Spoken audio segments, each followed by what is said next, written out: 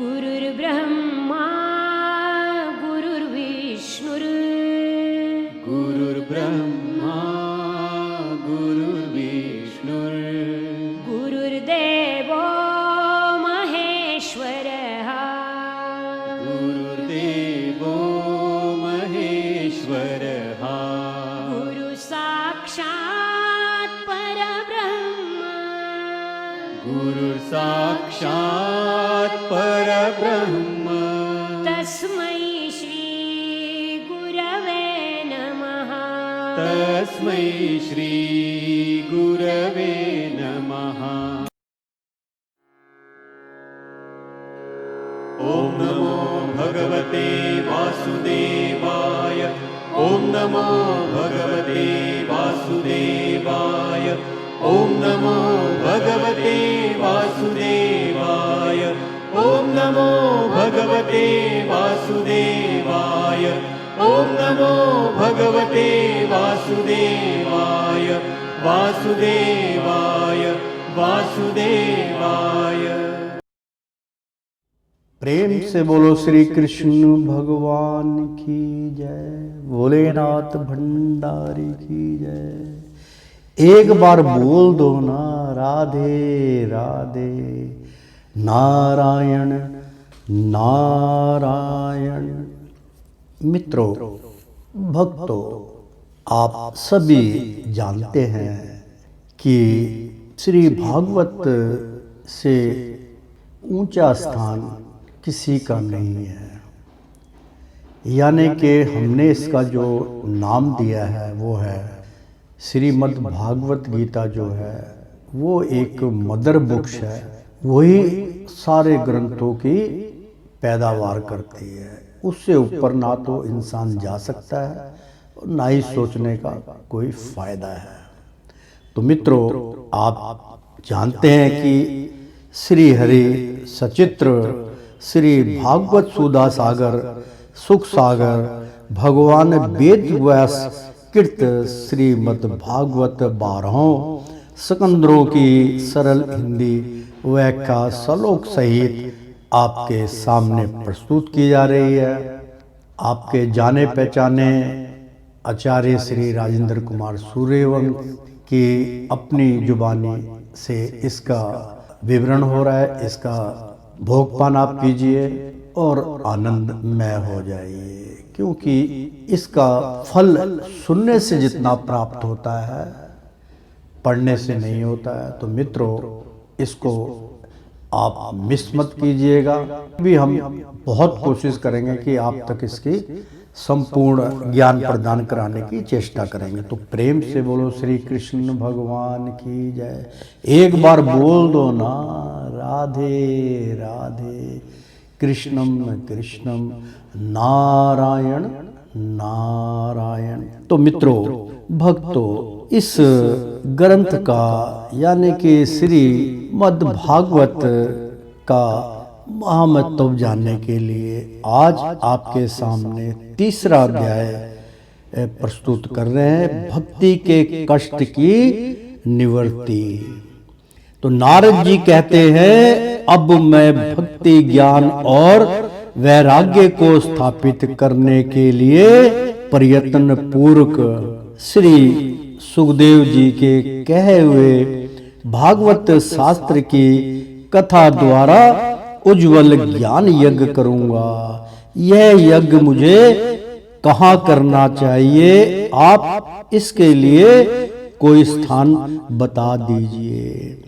आप लोग वेद के पारगामी हैं, इसलिए मुझे इस सुख शास्त्र की महिमा सुनाइए। यह भी बताइए कि श्रीमद् भागवत की कथा कितने दिनों में सुनानी चाहिए और उसके सुनने की विधि क्या है।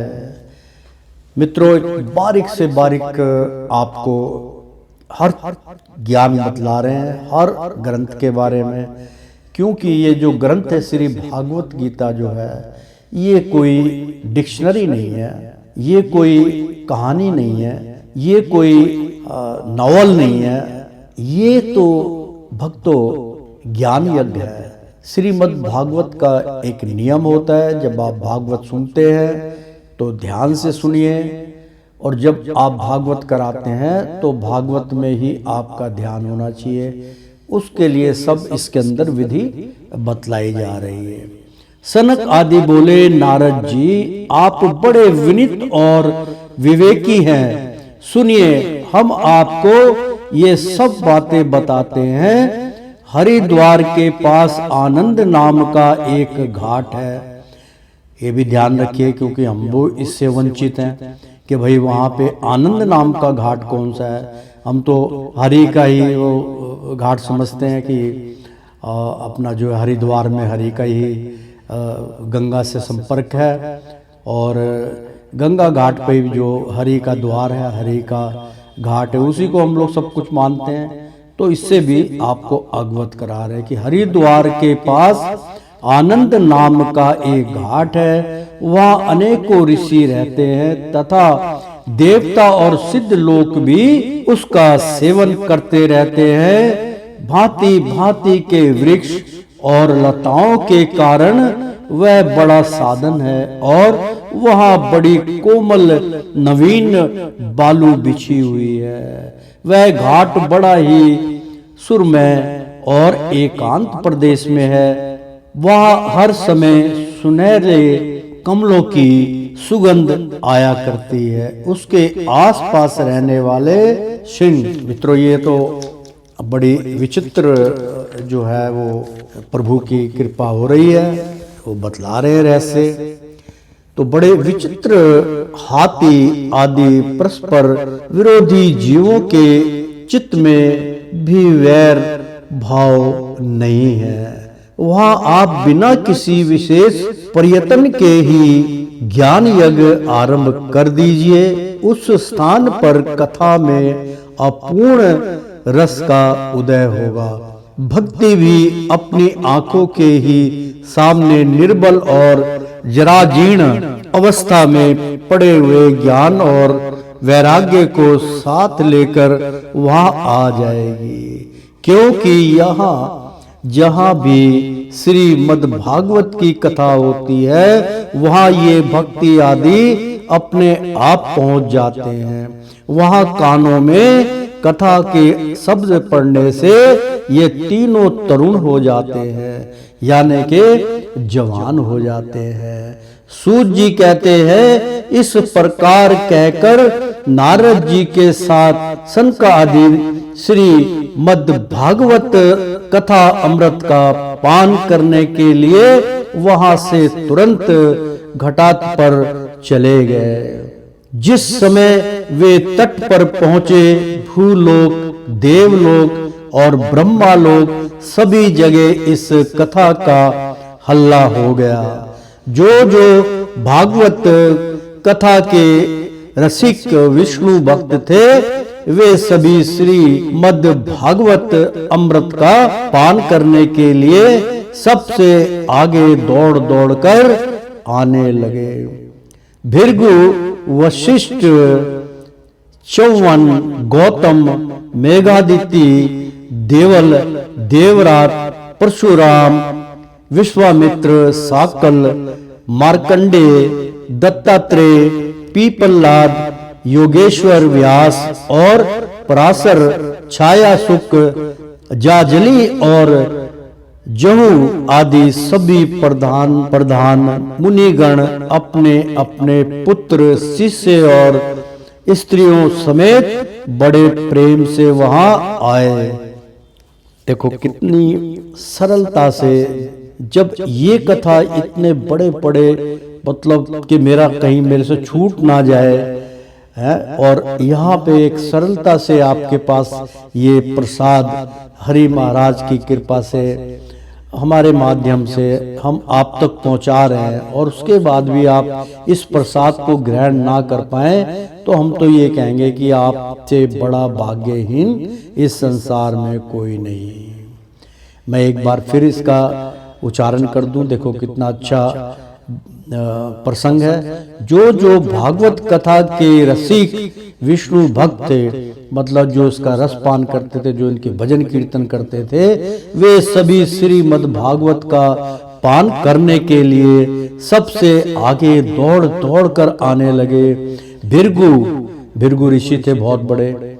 वशिष्ठ आप जानते गुरु थे, भगवान श्री रामचंद्र जी के गुरु थे। वशिष्ठ, च्यवन, गौतम, मेघादिति, क्योंकि इनका अंत कभी नहीं हुआ, किसी भी समय और किसी भी क्षण, मतलब आज ये घोर कलयुग में भी ये अजय अमर है, क्योंकि जो इनके गोत्र चलते हैं, जैसे कि वशिष्ठ गोत्र में, तो वो जीवित हैं और जब कथा भागवत होती है वो उपस्थित होते हैं। इसलिए आपकी दिव्य दृष्टि होनी चाहिए। तो भृगु ऋषि, वशिष्ठ, च्यवन मुनि, गौतम ऋषि, मेघातिथि, देवल ऋषि और देवरात ऋषि, परम परशुराम, विश्वामित्र, साकाल, मार्कंडे, दत्तात्रेय, पिप्पलाद, योगेश्वर, व्यास और पराशर, छाया, सुक, जाजली और जहु आदि सभी प्रधान मुनिगण अपने अपने पुत्र, शिष्य और स्त्रियों समेत बड़े प्रेम से वहां आए। इनके सिवा वेद, वेदांत, उपनिषद, मंत्र, तंत्र, सत्र, पुराण और 6 शास्त्र भी मूर्तिमान होकर वहां उपस्थित हुए। गंगा आदि नदियां, पुष्कर आदि सरोवर, कुरुक्षेत्र आदि समस्त क्षेत्र, सारी दिशाएं, दंडक आदि वन, हिमालय आदि पर्वत तथा देव, गंधर्व और दानव आदि सभी कथा सुनने चले आए। जो लोग अपने गौरव के कारण नहीं आए, महर्षि भृगु उन्हें समझा बुझाकर ले आए। तब कथा सुनाने के लिए दीक्षित होकर श्री कृष्ण पर्यायण सनक आदि नारद जी के दिए हुए श्रेष्ठ आसन पर विराजमान हुए। उस समय सभी श्रोताओं ने उनकी वंदना की। श्रोताओं में वैष्णव, विरत, सन्यासी और ब्रह्मचारी लोग आगे बैठे और उन सब के आगे नारद जी विराजमान हुए। एक बार बोल दो ना, महर्षि नारद जी की जय हो। एक और ऋषिगण, एक और देवता और वेद और उपनिषद आदि तथा एक और तीर्थ बैठे और दूसरी ओर स्त्रियां बैठी। उस समय सब और जय जयकार, नमस्कार और श्लोकों का शब्द होने लगा और अबीर, गुलाल, खील एवं फूलों की खूब वर्षा होने लगी। कोई कोई देव ऋषि या देव श्रेष्ठ तो विमानों पर चढ़कर वहां, यानी कि ऊंचाई पर चढ़कर वहां बैठे हुए सब लोगों पर कल्प वृक्ष के पुष्पों की वर्षा करने लगे। यानी कि स्वर्गलोक के भी देवता वहां उपस्थित थे और कल्प वृक्ष के फूलों की वर्षा करने लगे।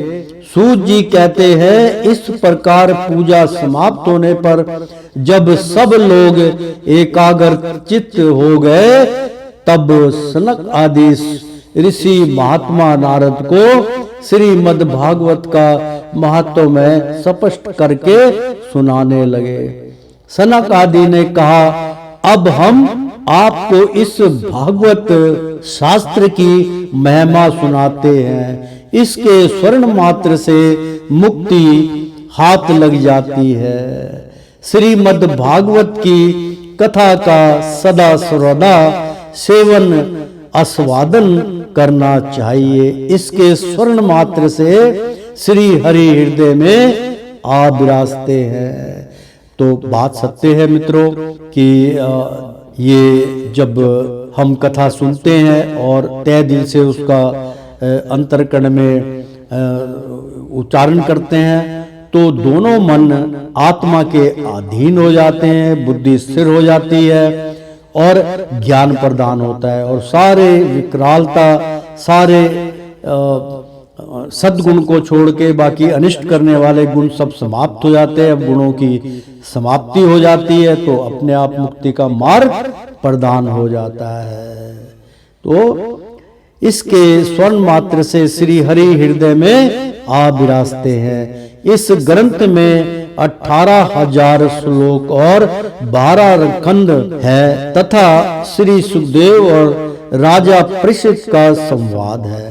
तो मित्रों, भक्तों, मैं भगवान श्री कृष्ण के चरणों की धूल आचार्य श्री राजेंद्र कुमार सूर्यवंशी उनकी इजाजत से, उनके कहने पर, और कभी कभी बीच में आपको ऐसा एहसास होगा कि स्वयं भगवान श्री कृष्ण हरि महाराज अपने मुख द्वारा इसकी व्याख्या कर रहे हैं। अब मैं पूरी संपूर्ण इसकी मतलब जो है कथा को मैं कोशिश करूंगा आप तक पहुंचाने की। देखो, इसमें स्पष्ट लिखा है कि ग्रंथ में 18,000 श्लोक और 12 स्कंद है तथा श्री सुखदेव मतलब मुख्य पाठ है, श्री सुखदेव और राजा परीक्षित का संवाद है। आप यह भागवत शास्त्र ध्यान देकर सुनिए। देखिए, मैं तो कहता ही हूं कि आप इस शास्त्र को ध्यान देकर सुनिए। यहाँ पर तो स्वयं बड़े ऋषि मुनि जिनकी हम चरणों की दास हैं, वो अपने मुख द्वारा कह रहे हैं इस कलयुग के वासियों को कि आप इस कथा को ध्यान से सुनिए। तो मित्रों, मैं तो कहता ही आता हूँ, बाकी कहाँ तक मेरी सुनवाई है तो हरि जानते हैं। और भागवत शास्त्र ध्यान देकर सुनिए। यह जीव तभी तक अज्ञानवश इस संसार चक्र में भटकता है। मैं कई प्रसंग ऐसे होते हैं जिनको मैं दोबारा रिपीट करता हूं, तो आप उसको ध्यान दे दिया कीजिए। यह जीव तभी तक अज्ञानवश इस संसार चक्र में भटकता रहता है। मतलब कौन सा जीव? प्राणी, हमारा जीवन, हम इंसानी जीवन की यहाँ पे भगवान ऋषि मुनि व्याख्या कर रहे हैं कि यह जीव तभी तक अज्ञानवश इस संसार चक्र में भटकता है जब तक क्षण भर के लिए भी कानों में इस सुख शास्त्र की कथा नहीं पढ़ती। बहुत से शास्त्र और पुराण सुनने से क्या लाभ है? मित्रों, यहाँ मैं रोक के एक प्रसंग का पूरा आपको विवरण करता हूँ कि मित्रों ये क्या कह रहे हैं। देखो, मेरी कोशिश पूरी होगी कि जो चीज आपके समझ में नहीं आएगी, आपको ग्रंथ समझने की आवश्यकता पड़ती है, तो उसका मैं उच्चारण करके आपको बता रहा हूं। देखो मित्रों, कोई भी प्राणी, चाहे एक अगर एक प्राणी है, चाहे 1 लाख प्राणी है, चाहे 50 लाख प्राणी है, मैं तो कहता हूं कि कम से कम 40-50 करोड़ जो प्राणी है इस संसार में, हमारे हिंदुस्तान में भी, बाहर भी, पाकिस्तान में, जितने भी प्रदेश देश हैं उसमें इस कथा के भाव को सुने, और जो व्यक्ति इसको संपूर्ण सुन लेगा उसको समझ लो वो मुक्त हो जाएगा। तात्पर्य कहने का ये है। तो आप कहते भाई मैं तो बहुत पापी हूँ, मैंने हमेशा दुख दिए लोगों को, अपनी धर्म पत्नी को दुख पहुंचाया, बच्चों को दुख पहुंचाया, निकट्ठू रहा, काम नहीं किया, दारू पीता हूँ, नशा करता हूँ, शाकाहारी की बजाय मांसाहारी भोजन प्राप्त करता हूँ, जितने भी दुष्ट कर्म होते हैं वो सब मेरी किस्मत में लिखे हुए हैं। मित्रों, ऐसा प्राणी भी है तो वो भी तर जाएगा। साच को आज की आवश्यकता नहीं है, केवल आप ध्यान से सुनिए और प्रतिदिन इस भाव को प्रकट कीजिए, सुनिए। और इस संसार में आज तक जब से इतिहास गवाह है, मित्रों, मेरे को इस ग्रंथ उच्चारण की इजाजत कैसे मिली, मैं 1 मिनट के अंदर इसका उत्तर आपको दे रहा हूं।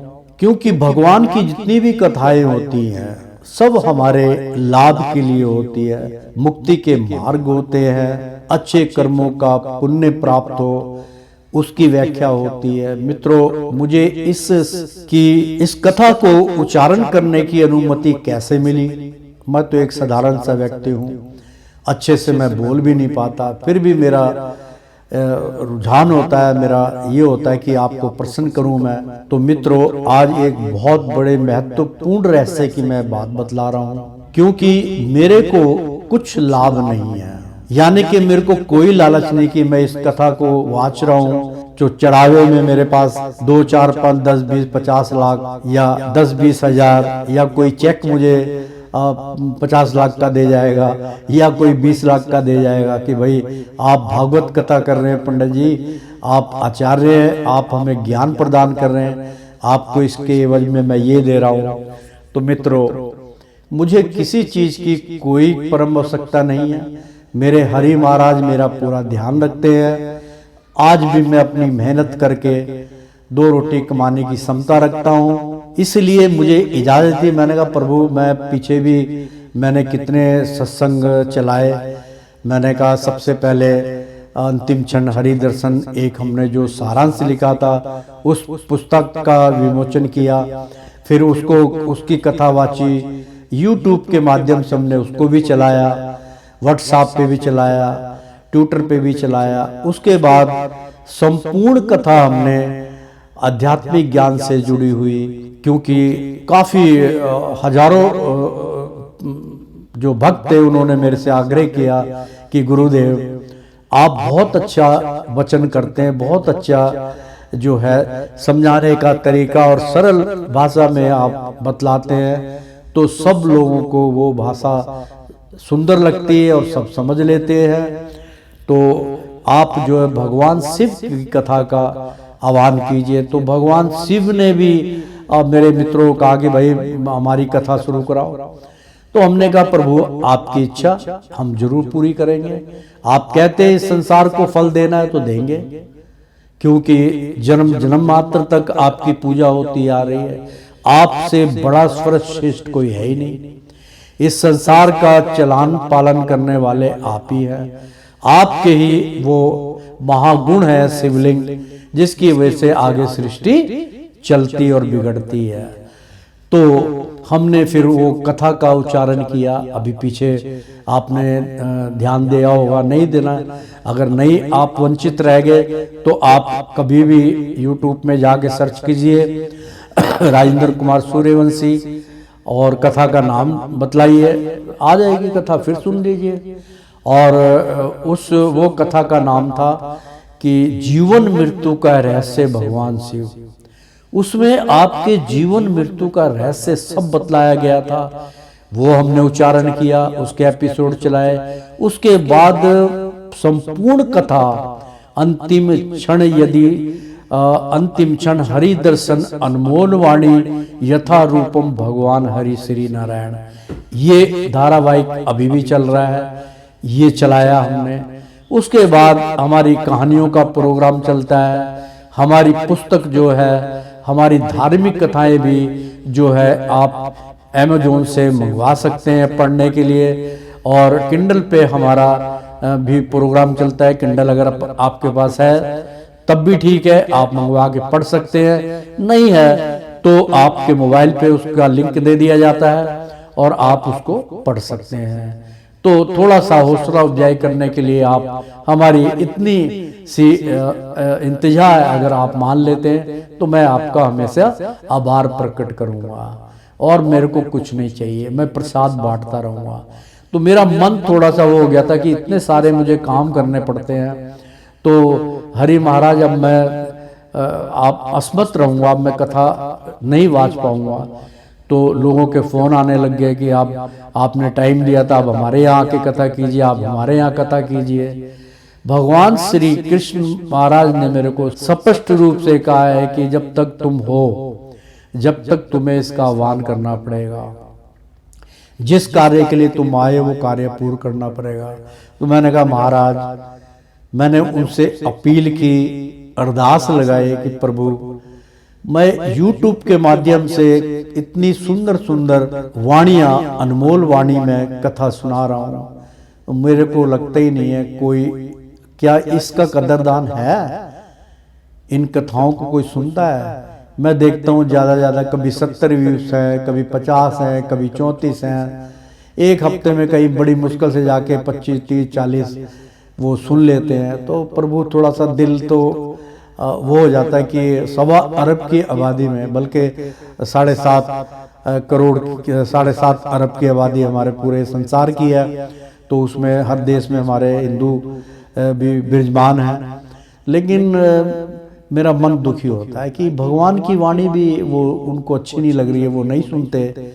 क्या कोई लालच है? क्या खर्चा? आप इतना खर्चा करते हैं, महीने के हजारों रुपए आप फिल्म के अंदर अपना गवा देते हैं, अपना जो है नेट में घुमा देते हैं। आप पता नहीं कौन कौन से चैनल उसमें नेट में देखते हैं और अपने कितने पैसे खराब कर देते हैं। तो इसमें अगर आपके 10-20 रुपए लग भी जाते हैं तो अनमोल वाणी आपको क्या मिलेगी? आपको एक मार्गदर्शन होता है। तो मैंने बड़े नम्रता से और बड़े दिल टूटे हुए से भगवान से अरदास लगाई। तो भगवान श्री कृष्ण कहने लगे कि तुम अपना कर्म करो, लोगों को फल मिलेगा तो ठीक है, लेकिन लोग जब एक समय तो आएगा जब मेरे पास आएंगे, जो आपने कथा वाची है कि अंतिम क्षण हरि दर्शन, तब मेरे सामने उनका सामना पड़ेगा। तो वो उनके पास कोई विकल्प नहीं रह जाएगा, कोई बहाना नहीं बना सकते वो कि जी हमें किसी ने बतलाया नहीं, हमें आगाह नहीं किया गया। तब मैं उनको याद दिलाऊंगा कि फला फला टाइम पे ये मेरा भक्ति, मेरा सेवक, मेरा शिष्य राजेंद्र कुमार सूर्यवंशी जो निष्काम भाव से आपको कथा वाच रहा था, जब आप कहाँ गए थे? तो कहते वो फिर इसी दुनिया में आ जाएंगे। तो मित्रों, मेरा कहने का मतलब ये है कि भगवान ने ये कहा, फिर भी मैं नहीं माना। मैंने कहा मेरा मन नहीं है महाराज, मेरा शिष्य है, मेरे और शिष्य जो मेरे इसमें सहयोगी हैं, जो मेरे ग्रंथों को पूरी तरीके से सहयोग करते हैं, उनका भी मैं क्या आपकी तरफ से और मैं अपनी तरफ से उनका भी कोटि कोटि धन्यवाद करता हूँ। और मित्रों, भगवान ने पता क्या कहा? भगवान श्री कृष्ण कहने लगे तुम तो केवल जो जीवित प्राणी है उनकी व्याख्या कर रहे हो कि भाई बहुत कम है लोग। कहते कि तुम अपनी दिव्य दृष्टि से देखो। मैंने आंखें बंद करी, मैंने कहा जी प्रभु बतलाओ। कह रहे सच बताना तुम्हारे सामने कितने लोग हैं? मैंने कहा जी वृक्ष में जितने पत्ते हैं मुझे तो दिख ही नहीं रहे, इतनी भीड़ लग रही है, कहीं अंत नजर आया? मैंने कहा बिल्कुल नहीं। कह रही ये सूक्ष्म है, ये भटकी हुई आत्माएं हैं, प्रेत आत्माएं हैं, भूत प्रेत हैं जो इस संसार में भटक रहे हैं। और आपको पता है कि पितृलोक है, वहां पे भी करोड़ों की भीड़ है। त्रेता युग से, सतयुग से त्रेता युग, द्वापर युग में, कलयुग में वो भटक रहे। अभी तक उनको कहीं जन्म नहीं मिला, उनके जन्म खराब हो गए। उनका कल्याण के लिए आप इस भागवत को करो। कम से कम किसी को कुछ नहीं मिलेगा तो उनको तो उद्धार हो जाएगा, उनको तो मुक्ति मिल जाएगी, वो तो कहीं ना कहीं जन्म के अधिकारी होंगे। मैंने प्रेम से भगवान श्री कृष्ण के चरण स्पर्श किए और उनका कोटि कोटि धन्यवाद किया कि प्रभु मैं आपसे सहमति हूँ और मुझे क्षमा कीजिए जब मैंने ऐसे विचार लाया, और इनके लिए मैं कथा वाचूंगा। तो मित्रों, आप इस कथा को मिथ्या मत कीजिए, इसको सुनना मत भूलिएगा। आप सुनिए, ज़्यादा से ज़्यादा लोग सुने। आप टीवी के माध्यम में सुनो, लगा लो, उसमें ऑडियो वीडियो में तो नहीं है, ये ऑडियो में है। आप सुनो, इस कथा का आनंद लो।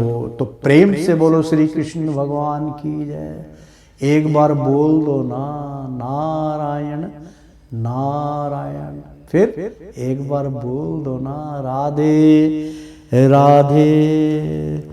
तो बहुत से शास्त्र और पुराण सुनने से क्या लाभ है?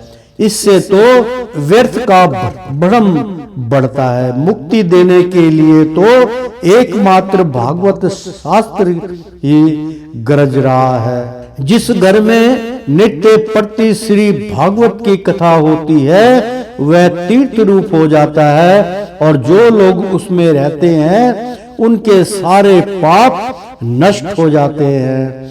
हजारों अश्वमेघ और सैकड़ों वाजपेयी यज्ञ इस शुक्र सात शास्त्र की कथा का 16वां अंश भी नहीं हो सकते।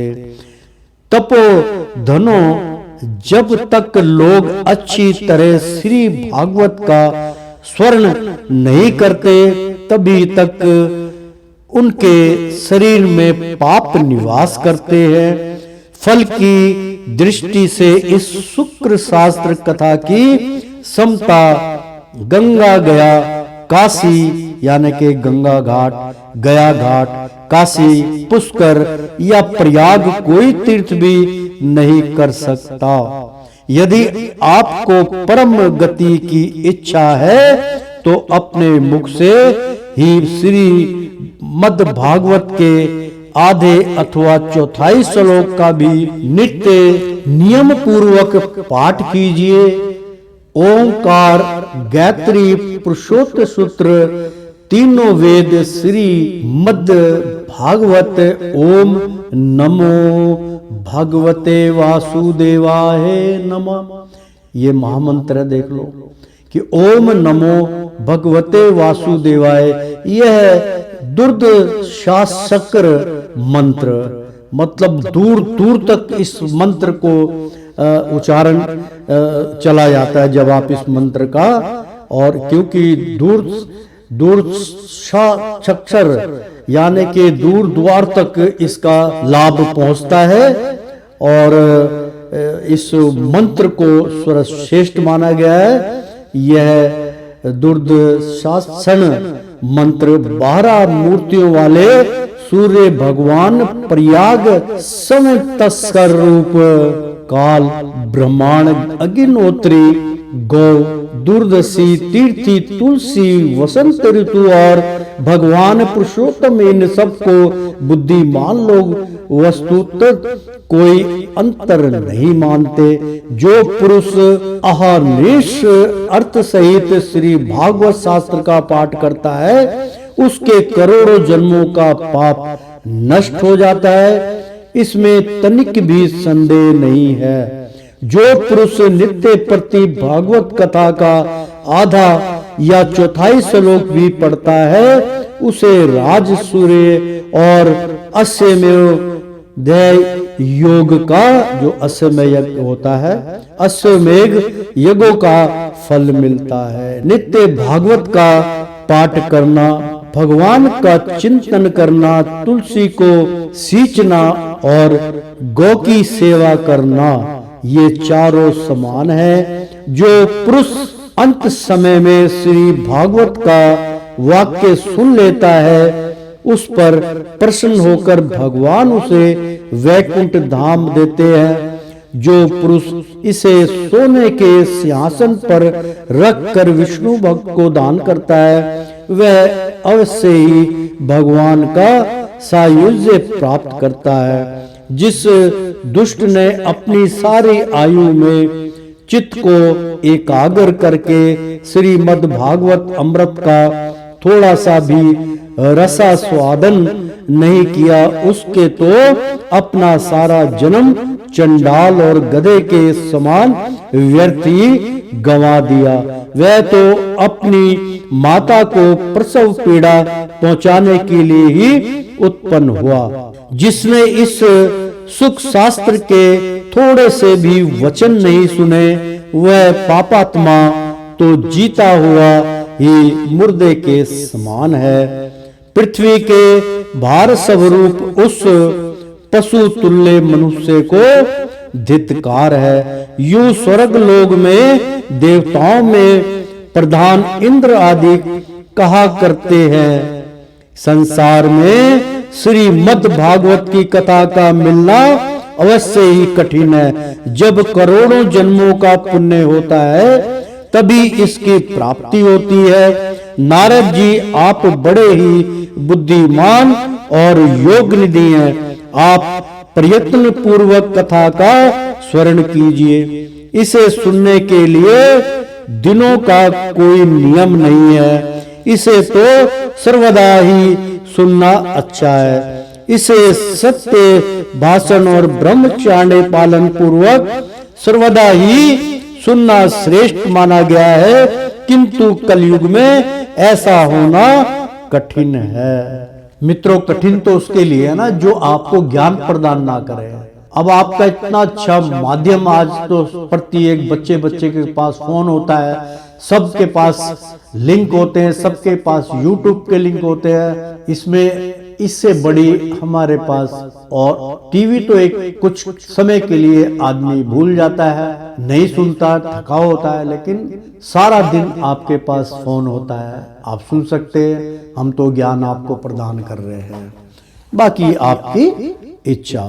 नित्य नियम पूर्वक पाठ कीजिए ओंकार गात्री पुरुष सूत्र तीनों वेद श्री मद् भागवत ओम नमो भगवते वासुदेवाय। मित्रों, ये मैंने पहले महामंत्र का उच्चारण किया कि दुर्द्रास 7 मंत्र है ये, और इसका उच्चारण करना चाहिए।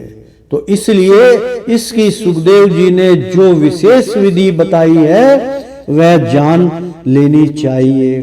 कलयुग में बहुत दिनों तक चित्त की वृत्तियों को वश में रखना, नियमों में बंधे रहना और किसी पुण्य कार्य के लिए दीक्षित रहना कठिन है। इसलिए सप्ताह स्वर्ण की विधि है।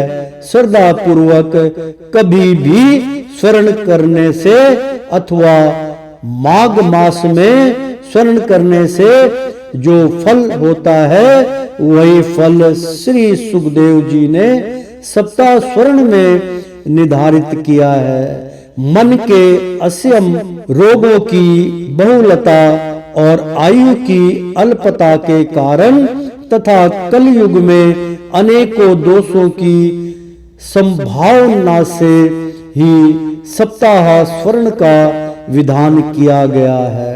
जो फल तप योग और समाधि से भी प्राप्त नहीं हो सकता वह संवांड रूप में सप्ताह स्वर्ण से सहज में ही मिल जाता है। सप्ताह स्वर्ण यज्ञ से बढ़कर है, व्रत से बढ़कर है, तप से कहीं बढ़कर है, तीर्थ सेवन से तो सदा ही बड़ा है, योग से बढ़कर है, यहाँ तक कि ध्यान और ज्ञान से भी बढ़कर है। अजी इसकी विशेषता का कहाँ तक वर्णन करें। यह तो सभी से बढ़ चढ़कर है। शौकीन जी ने पूछा, सूत जी यह तो आपने बड़े आश्चर्य की बात कही, अवश्य ही है भागवत पुराण योग वेता ब्रह्मा जी के भी आदिकरण श्री नारायण का निरूपण करता है, परंतु यह मोक्ष की प्राप्ति में ज्ञान आदि सभी साधनों का तिरस्कार करके इस युग में उनसे भी कैसे बढ़ गया। सूत जी ने कहा, शौकीन जी जब भगवान श्री कृष्ण इस धारा धाम को छोड़कर अपने नित्य धाम को जाने लगे तब उनके मुखारविंद रविंद्र से एकादश सकंद्र का ज्ञानोपदेश सुनकर भी उद्रो जी ने पूछा।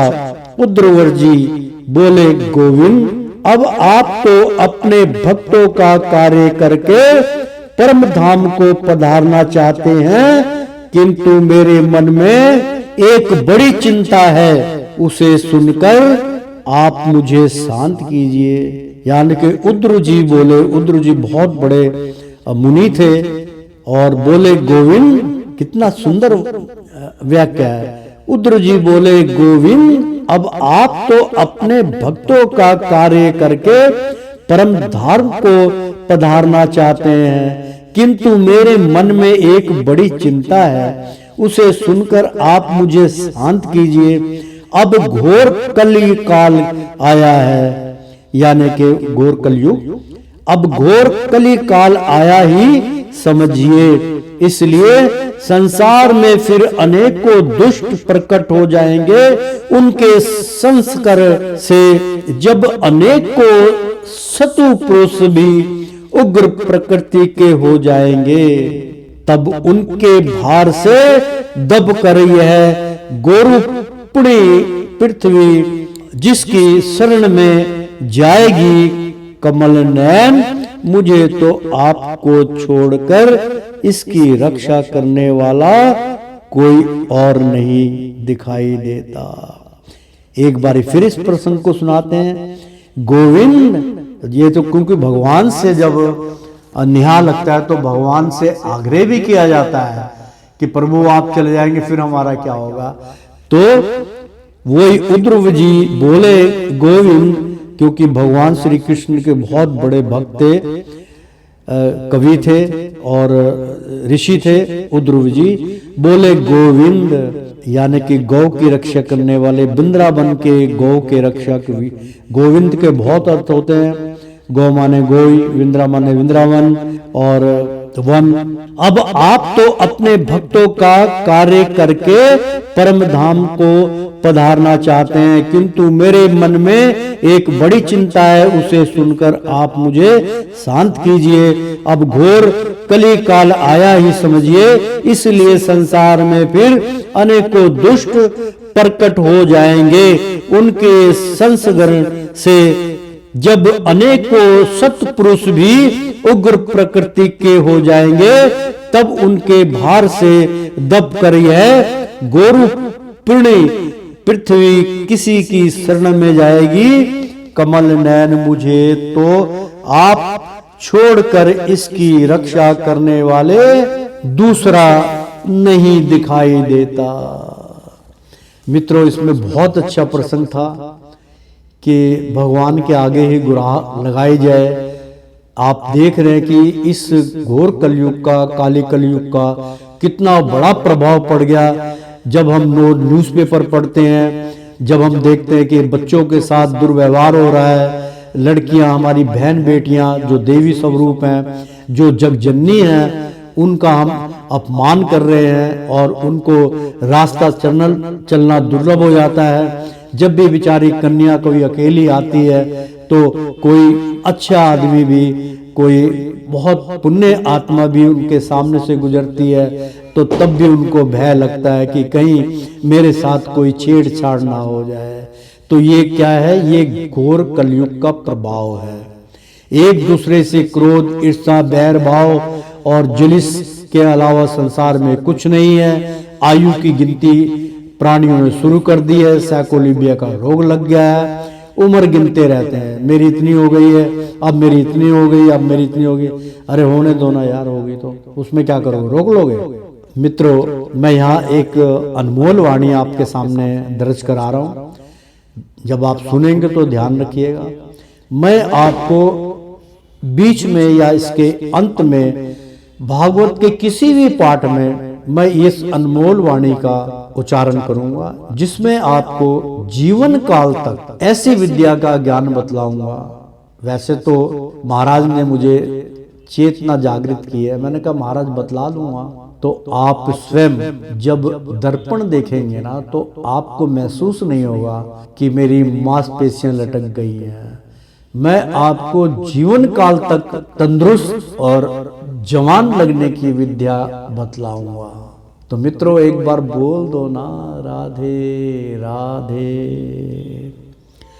तो दूसरा नहीं दिखाई देता, यानी कि इस पृथ्वी की रक्षा करने के लिए कोई दूसरा मुझे दिखाई नहीं देता। इसलिए भक्त वंशल आप साधुओं पर कृपा करके यहाँ से मत जाइए। भगवान आपने निराकार और चिन्ह मात्र होकर भी भक्तों के लिए ही तो यह सगुण रूप धारण किया है। फिर भला आपका वियोग होने पर वे भक्त जन पृथ्वी पर कैसे रह सकेंगे? बहुत दुर्लभ प्रश्न किया है कि हमारा जो देह है वो सैगुण है, तो भगवान ने भी हमारे भक्तों के लिए ही सैगुण रूप धारण किया था। फिर भला आपका वियोग होने पर वे भक्त जन पृथ्वी पर कैसे रह सकेंगे? निगुणों पास नाम में, यानी कि निगुण पास ना में तो बड़ा कष्ट है। इसलिए कुछ और विचार कीजिए। यानी कि निगुणों, जो जिसके अंदर कोई गुण ना प्राप्त हो, वो पास ना में यानी कि उसके साथ रहने में तो बड़ा कष्ट है। इसलिए कुछ और विचार कीजिए। प्रभास क्षेत्र में उद्र जी के ये वचन सुनकर भगवान सोचने लगे कि भक्तों के अवलंब के लिए मुझे क्या व्यवस्था करनी चाहिए। शौकिन जी तब भगवान ने अपनी सारी शक्ति भागवत में रख दी। वे अंतर ध्यान होकर इस भागवत समुद्र में प्रवेश कर गए। इसलिए यह भगवान की साक्षात शब्दमयी मूर्ति है। इसके सेवन, स्वर्ण पाठ अथवा दर्शन से ही मनुष्य के सारे पाप नष्ट हो जाते हैं। इसी से इसका सप्ताह स्वर्ण सबसे बढ़कर माना गया है और कलयुग में तो अन्य सब साधनों को छोड़कर यही प्रधान धर्म बताया गया है। कली काल में यही ऐसा धर्म है जो दुख, दरिद्रता, दुर्भाग्य और पापों की सफाई कर देता है। क्योंकि दरिद्रता जो है वो बहुत इंसान के लिए दुखदाई होती है, दुर्भाग्यपूर्ण होती है और पापों की सफाई कर देता है, तथा काम, क्रोध आदि शत्रुओं पर विजय दिलाता है। क्योंकि काम, क्रोध ये हमारा सबसे बड़ा प्राणी का शत्रु है, जो उसको कहीं पे एकाग्र नहीं होने देता। अन्यथा भगवान की इस माया से पीछा छुड़ाना देवताओं के लिए भी कठिन है। मनुष्य तो इसे छोड़ ही कैसे सकते हैं। अतः इससे छूटने के लिए भी सप्ताह स्वर्ण का विधान किया गया है। सूत जी कहते हैं, शौकिन जी जिस समय सनक आदि मुनिवर इस प्रकार सप्ताह स्वर्ण की महिमा का बखान कर रहे थे, उस सभा में एक बड़ा आश्चर्य हुआ। उसे मैं तुम्हें बतलाता हूं, सुनो। वहां तरुणा व्यवस्था को प्राप्त हुए अपने दोनों पुत्रों के साथ, मतलब भक्ति माता की वेदना आ गई कि वहां तरुणा व्यवस्था को प्राप्त हुए, यानी कि फिर वो अपनी तरुण अवस्था में ज्ञान और वैराग्य दोनों उत्पन्न हो गए, प्राप्त हुए। अपने दोनों पुत्रों को साथ लिए वे शुद्र प्रेम रूपा भक्ति बार बार श्री कृष्ण गोविंद हरे मुरारे हे नाथ नारायण वासुदेवा ऐसे भजन करती रही। आदि भगवान त्रामों का उच्चारण करती हुई अस्मात् प्रकट हो गई। सभी सदस्यों ने देखा कि परम सुंदरी भक्ति रानी भागवत के अर्थों का आभूषण पहने वहां पधारी। मुनियों की उस सभा में सभी यह तर्क वितर्क करने लगे कि ये यहाँ कैसे आई, कैसे प्रविष्ट हुई। तब सनक आदि ने कहा, ये भक्ति देवी कभी कभी कथा के अर्थ से निकली है। उनके ये वचन सुनकर भक्ति ने अपने पुत्रों समेत अत्यंत विनम्र होकर सनत कुमार जी से कहा। भक्ति बोली, मैं कलयुग में नष्ट प्राय हो गई थी। आपने कथा अमृत से छींच कर मुझे फिर पुष्ट कर दिया। अब आप यह बतलाइए कि मैं कहाँ रहूं। यह सुनकर सनक दी ने उससे कहा कि तुम भक्तों को भगवान का स्वरूप प्रदान करने वाली, अनयन प्रेम का संपादन करने वाली और संसार रोग को निर्मल करने वाली हो। अतः तुम धैर्य धारण करके नित्य निरंतर विष्णु भक्तों के हृदय में ही निवास करो। कलयुग के दोष भले ही सारे संसार पर अपना प्रभाव डाले, किंतु वहां तुम पर इनकी दृष्टि ना पड़ सकेगी। इस प्रकार उनकी आज्ञा पाते ही भक्ति तुरंत भागवत भक्तों के लिए हृदयों में जा विराजी। मित्रों देखो कितना अच्छा प्रसंग है। मैं एक बार फिर इसका उच्चारण कर देता हूं कि भक्ति माता बोली, मैं कलयुग में नष्ट प्राय हो गई थी, आपने कथा अमृत से खींचकर मुझे फिर पुष्ट कर दिया। अब आप यह बताइए कि मैं कहाँ रहूं। यह सुनकर सनक आदि ने उनसे कहा, तुम भक्तों के भगवान का स्वरूप प्रदान करने वाली, अनन्य प्रेम का संपादन करने वाली और संसार रोग को निर्मूल करने वाली हो, अतः तुम धैर्य धारण करके नित्य निरंतर विष्णु भक्तों के हृदयों में ही निवास करो। ये कलयुग के दोष भले ही सारे संसार पर अपना प्रभाव डाले, किंतु वहां तुम पर इनकी दृष्टि भी नहीं पड़ सकेगी।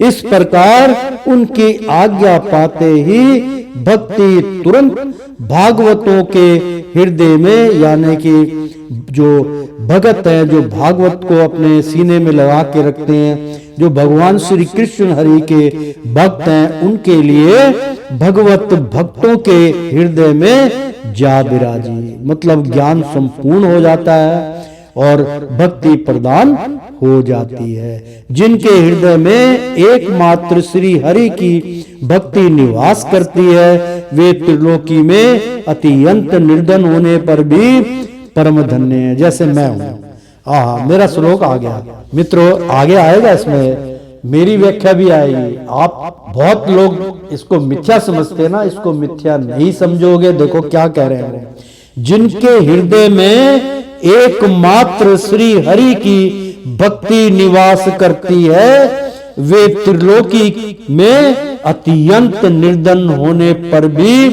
परम धन्य है। जैसे मैं हूं, निर्धन हूं, लेकिन परमात्मा के निगाह में मैं धन्य हूं और भक्तों की निगाह में भी मैं धन्य हूं, क्योंकि इस भक्ति की डोरी से बंध कर तो साक्षात भगवान भी अपना परम धाम छोड़कर उनके हृदय में आकर बस जाते हैं। भूलोक में यह भगवान साक्षात ब्रह्मा का विग्रह है। हम इसकी महिमा कहाँ तक वर्णन करें, इसका आश्चर्य लेकर इसे सुनाने से तो सुनने और सुनाने वाले दोनों को ही भगवान श्री कृष्ण की समता प्राप्त हो जाती है। अतः इसे छोड़कर अन्य धर्मों से क्या प्रयोजन है। तो प्रेम से बोलो, एक बार बोल दो ना, राधे राधे। यहाँ पर तीसरा अध्याय समाप्त होता है। चौथे अध्याय में आपसे फिर मुलाकात होगी। तो श्रीमन नारायण नारायण हरि हरि, ओ श्रीमन नारायण नारायण हरि हरि। तेरी लीला सबसे न्यारी न्यारी, बोलो हरि हरि। श्रीमन नारायण नारायण हरि हरि। श्री मध्य भागवत का आनंद लीजिए। अगले धारावाहिक में हमारी मुलाकात आपसे फिर होगी। तब तक के लिए भगवान हरि श्री कृष्ण महाराज की जय। एक बार बोल दो ना, राधे राधे, कृष्णम कृष्णम।